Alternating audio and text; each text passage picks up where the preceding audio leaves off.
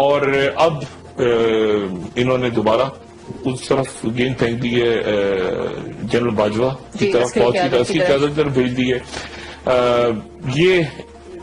یہ شو کر رہے ہیں، یعنی ان کے جو قریبی حلقے ہیں وہی شو کر رہے ہیں کہ وزیر اعظم تو یہاں تک لڑنے کے لیے تیار ہیں کہ کوئی 12 اکتوبر کی طرح کا وہ فیصلہ کریں. یہ باقاعدہ ان کے لوگوں نے کہا. تو میں نے کہا اچھا پھر کریں. تو انہیں وہ چاہتے ہیں کہ یار نہیں دوبارہ نہیں ایسا کریں، ورنہ آپ کو پتا ہے نا ان کے پاس کتنی پاور ہے، قوم پوری ان کے ساتھ کھڑی ہے پیچھے. میں نے کہا یار قوم کھڑی ہے پیچھے، لیکن مسئلہ یہ ہے کہ اس مصیبت سے اس کو سنبھالتے کیوں نہیں؟ تو یہ تو جمہوریت کیا پورا سیٹ اپ دو پہ لگ گیا ہے. جی یعنی جمہوریت، حکومت چھوٹا لگتا ہے، جمہوریت بھی چھوٹا.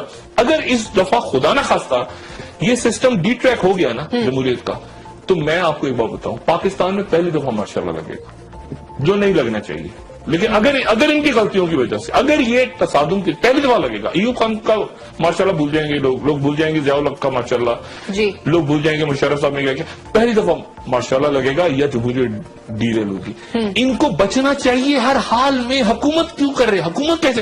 پہلے اے پی سی بلائیں، اپنے اتحادیوں کے ساتھ بیٹھ جائیں، کچھ کریں، اگلے الیکشن کال کر لیں. مریم نواز صاحبہ کو الیکشن، بھائی ان کا نام تو نکال لیا تھا نا، اس رپورٹ میں تو ان کا نام نکل گیا تھا. ان کو الیکشن لڑوا کے ان کو وزیر اعظم بنا دیں. وہ وزیر اعظم بننے سے پہلے ہی وہ سارا سسٹم زبردست. میری بہن ہے، میں کچھ کہنا نہیں چاہتا، تاریخ جب لکھی جائے گی نا اس میں 1-2 بیوروکریٹس اور مریم نواز صاحبہ کا نام کچھ عجیب انداز میں لکھا ہوگا کہ انہوں نے کیا، یعنی جو خواجہ آصف کر رہے ہیں اس کو زبردست، جو اسحاق ڈار کر رہے ہیں، چلے میں 100 تنقید کرتا ہوں وہ بھی زبردست ہو گیا. جو چیز یعنی بہتری کی طرف جاتی ہے اس کو مریم صاحبہ، یعنی ایک ٹویٹ کرتے انہوں نے کہ کچھ طے نہیں ہوا، کچھ طے نہیں ہوا، کسی کو کوئی ٹاسک نہیں دیا گیا، سارے اجلاس کے حوالے سے خبریں غلط ہیں. یعنی اجلاس میں پھر جھک ماری ہے بیٹھ کے.